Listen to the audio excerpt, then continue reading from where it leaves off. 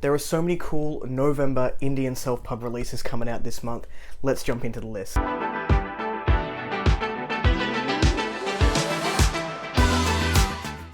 Hello everyone, welcome back to A Fictional Escapist. My name is Kris, and today's video is the list of indie and self-pub releases coming out in November 2023. Before we jump into the list, make sure you're checking the description box down below for links to my Discord and social media, should you want to come along for the ride. Now, jumping into this list, there are a few. Just a quick reminder, these are not my lists. These come from Rob J. Hayes and also the calendar over at epicindie.net. If you are an indie author and you're looking to put your books on the map, make sure you are checking out these links that I'll pop down below for Rob and also Matt over at Epic Indie. Without any further ado, jumping into November. First, we have a couple of releases, or a few releases actually, on this day. I think there's 5. The first one that I want to talk about is Dragon Your Bones. This is by Tatiana Obey, Book 2 of a Foraging of Age duology. This is an epic sword and sorcery fantasy. I saw Tatiana over on Dominish's channel when he did the video where all the indie authors come on and talk about their works, and I was sold on this. This has been described as the Hunger Games mixed with a child of blood and bone, and these covers are stunning. So when I heard her over on that channel, I picked up books 1 and pre-ordered books 2, and these are on my Kindle ready to go. So book 1, if you are interested, is Bone to the Wind, and I'll pop a picture of that one up here. Then we have exciting news for Threadlight fans. There's an entire box set that came out on November 1st. You can now get these in a bundle if you want to jump into that series. It is a great time to pick up that whole set because book 3 just came out. We also have Mutiny Rising. This is the Alorian Wars space opera series, book number 3 from Drew Avera. I hope I pronounced that correctly.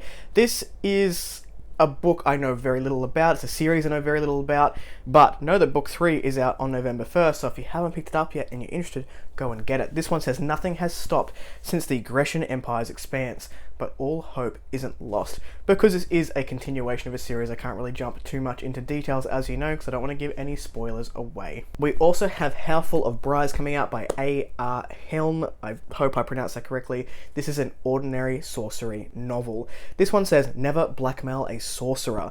Sorcery pays no bills. Fair weather friends dropped Marta after her divorce. A major no-no in a 1950s small town Ohio. Some even forbade their children to play with hers. Her ex-husband regularly forgets to pay support. Only her job as a nurse keeps her family clothed and fed barely. Until the night Bettina, an influential former friend, appears at Marta's kitchen door. Bettina's daughter's shoes mysteriously end up covered in mud time after time, despite the daughter being locked in her room overnight. Bettina demands Marta find the answer or lose her job. But the more Marta investigates the shoes and the spell behind them, the more sorceress power seduces her dreams of peace, joy, and retribution. So don't blackmail a sorcerer. It doesn't sound like it's going to end up well for you.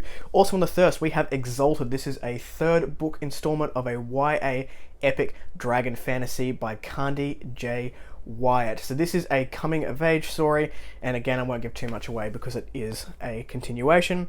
The tagline says, if achieving your dreams consumed your very self, would you pay that price? Moving on to November 3rd, we have Parable Quinate by Christopher Bessanen. This is book 5 in the Parable collection, and this is a collection of novellas and short stories, I believe. It says the 5th Parable book, the final book in a puzzle series. So if you like puzzles and fantasy, this one may be right up your alley. On November 4th, we have one of those urban fantasy series that feels very much like a guilty pleasure to me, and this is Saviour of the Pack. This is The Other Wolf number 3 by Heather G. Harris. The first little bit of this synopsis says, my mum told me I could be anything I wanted to be, and it turns out that I wanted to be an alpha werewolf. I'm finally starting to get the hang of this alpha malarkey when destiny sticks her oar in once again. Then on November 8th, we've got a couple of YA entries for those YA readers out there. The first one being The Dragon Healer by Tiani Davids. This is the Eldracian Chronicles, book 1. Again, pronunciation of fantasy stuff, not my forte. This one says, Alinta Ferren can feel the emotions of a dragon. 16-year-old Alinta has wanted to be a healer her whole life and is in the 3rd year as an apprentice when she stumbles upon something impossible, a dragon. Torn between the mandate to kill the beast and her training as a healer, Alinta chooses the latter and then is forced to flee on the dragon's back. This one sounds like a bit of fun. If you are into that YA fantasy scene, why not give this one a go? Another YA entry we do have on November 8th is Flight of the Scions. This is by D. Moonfire. This is Kaneko, book number 1. This one says, Kaneko's childhood fantasies died the day the letter came to confirm she had no ability to use magic. She would never hear the whispers of her mother's clan spirit, nor would she be able to follow in her father's footsteps as a mage knight of Kamar. Soon she found a new purpose, to prove to her father she wasn't a delicate flower that required protection. Without magic, she latched on to the new world of mechanical devices and engineering. But her self-taught experiments went awry, and her father sent her away in a fit of fury. 2 others would join her on a trip across the country, a dog girl with a short temper and a boy with an unnatural presence. When she didn't think it could get any worse, a wanted poster sets off a frantic race home for safety. As ancient and modern forces fight to claim her, she and her friends would test the abilities her parents gave them. Knowledge, loyalty, and drive. So this one sounds a bit steampunky, maybe if we've got some mechanical devices in there, not sure, but it sounds like it could be a good time for someone out there. The adult epic entry we have on November the 8th is Under the Earth, Over the Sky. This is by Emily McCosh, and this is described as a cozy epic fantasy. We are seeing more and more of those cozy fantasies pop up nowadays, and I'm not mad. This cover is absolutely stunning. I love it so much. In the woods where human land meets Fae, an ancient king born before the history of men finds a dying baby. That is enough to pull me in, and I've got this one on my radar. Then on the 15th, we've got another day just rife with entries, and we have the Threads of Theseus. This is Eschaton's Cycle, book number 5, and this is by Matt Larkin. This entry and this cover has me very interested in this series. Now, I can't say too much because this is book 5 and I don't want to spoil it for myself because now I want to read books 1 to 4. But this one says very broadly, there is no escape from the labyrinth of fate. In search of answers about fate's ultimate designs, Pandora joins the crew of the Argo in venturing east. In desperation, she throws her lot in with heroes and demigods in search of glory. Young Theseus all but worships Heraclius and would do anything to carve his name alongside that of his hero in the bedrock of history. But fate has dark weavings for Theseus as well, and he soon finds himself facing dangers and beasts unlike even those Heraclius has overcome. Even if Theseus can survive the perilous voyage of the Argo, his darkest hour will still lay ahead. If you haven't guessed, this is also a historical fiction. So this is epic fantasy cross historical fiction cross grimdark is how it's been described, and it sounds awesome, even just by book 5's entry, so I'm going to be checking out this series. We also have a YA entry on the 15th. This is Credible Threats. This is a Sam Adams series, book number 1 by Danielle Meyer. This is an introduction to a new YA urban fantasy series. It just says Sam Adams, 16-year-old wizard, has zero interest in saving the world, but staying out of the line of fire isn't an option for wizards.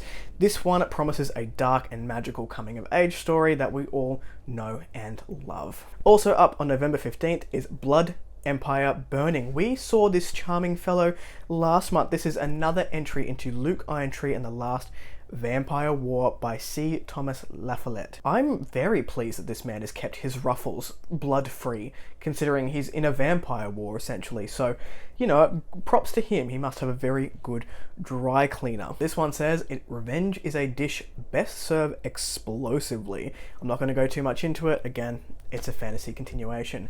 On November 18th, we've got a book that I have been blessed with an e-arc of, and it's one of the most unique things I've ever read to this date. And this is Dream of Death City by P.J. Nwosu.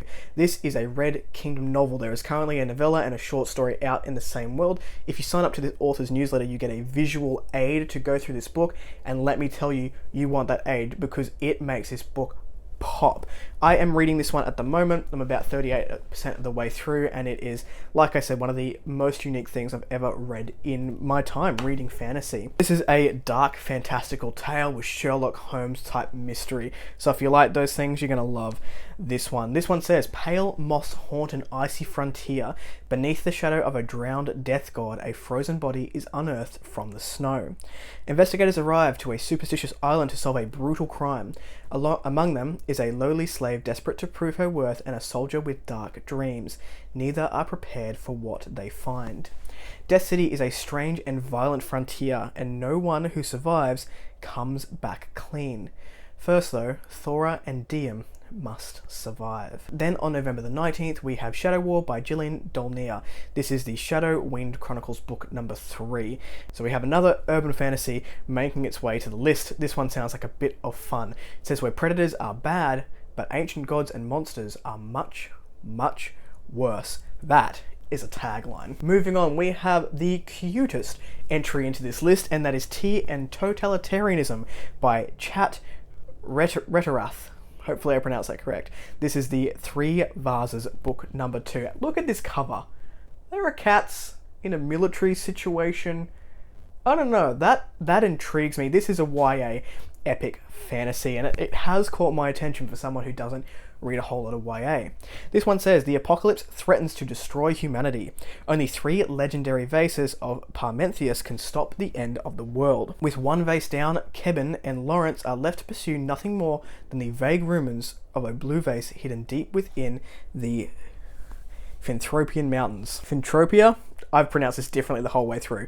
Land of the Cats is a dangerous place ruled by the Empress Jorna Janoon. Cats and humans alike are ready for war, even as the Creator crushes the world around them.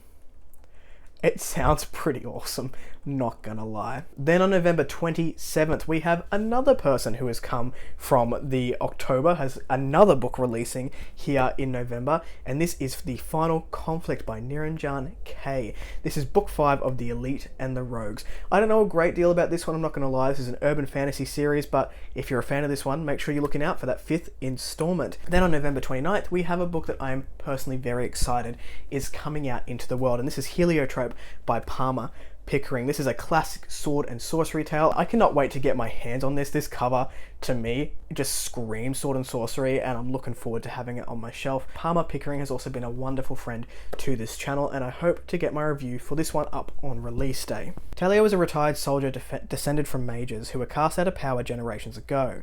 After years of war and sorrow, he wants nothing more than to live a quiet life on his farm and work his stonemason's craft.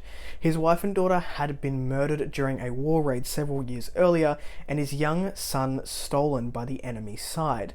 He spent years unsuccessfully searching for his son and returned home brokenhearted. At the local castle, he comes upon a war orphan stolen by his side from the enemy and rescues him from abuse, adopting him as his foster son. Talia was working at the castle when he finds himself in the middle of a coup. This launches a journey to protect his new family, uncover the secrets of the ancient ways, and reclaim the magic of the mages. This sounds like a classic fantasy tale that we know and love, and I cannot wait to jump into this one.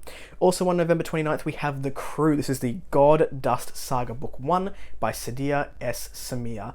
This cover looks like so much fun, and I just want to know what's happening, what's going on with this motley crew of people, and the smirk on the main protagonist. I don't know, I would presume in the middle of that page. Looks like I want to give this one a go. Varcade fled to the deserts of Hara to escape his past as an educator, a member of an order of zealot warrior monks that aims to shape the world according to their sacred teachings by force.